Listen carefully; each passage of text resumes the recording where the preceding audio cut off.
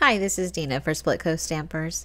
In this video, I have a simple way to make a card that looks like a chocolate bar.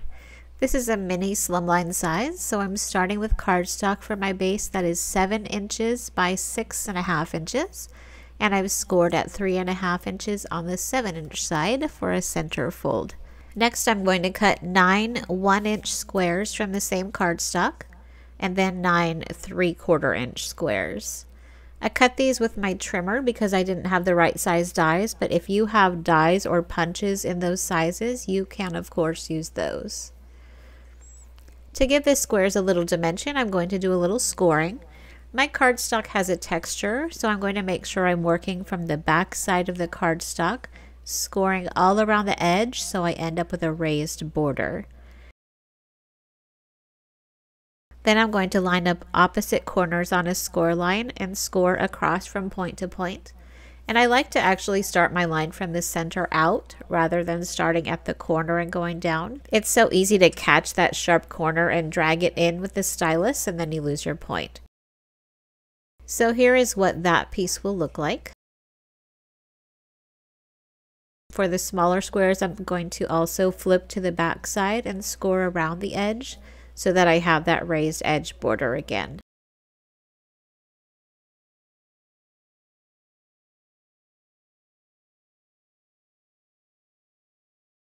These squares are going to create 9 little stacks with the smaller squares on top, and you can glue them together directly or pop the top one up a little bit for a little more dimension.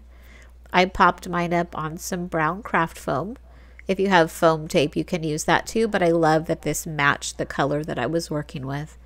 The foam sheets have adhesive just on one side, so I'll stick that to the smaller square and then use glue on the other side, and that gives me a little time to get my placement just right in the center.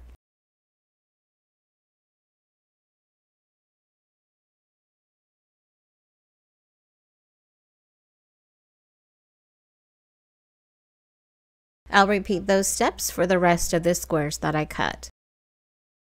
So here are my 9 little chocolate squares. The base of my card is 3.5 inches wide, and so that gives me room for 3 squares across with 1/8 of an inch on the sides and in between the squares. And I have enough for 3 rows like that.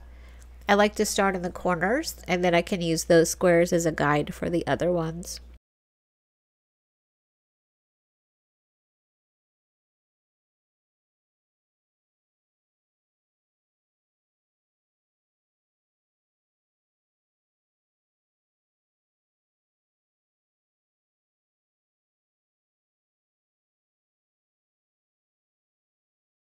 I cut another piece of craft foam for the bottom section of my card so it's raised the same amount as the top.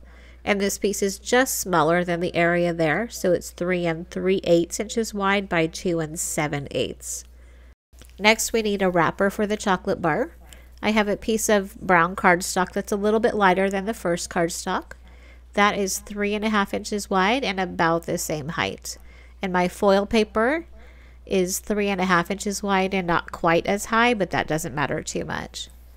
I'm going to tear the tops of those. If your brown cardstock has a brown core, it doesn't matter which way you tear it. The foil paper that I'm using has a white core, so I'm tearing it away from the foiled side to preserve the foil up to the edge. And you can see how the side I'm tearing away has a white edge. I don't want that on the front of my card. I'm going to just distress those torn edges a little with my fingernail.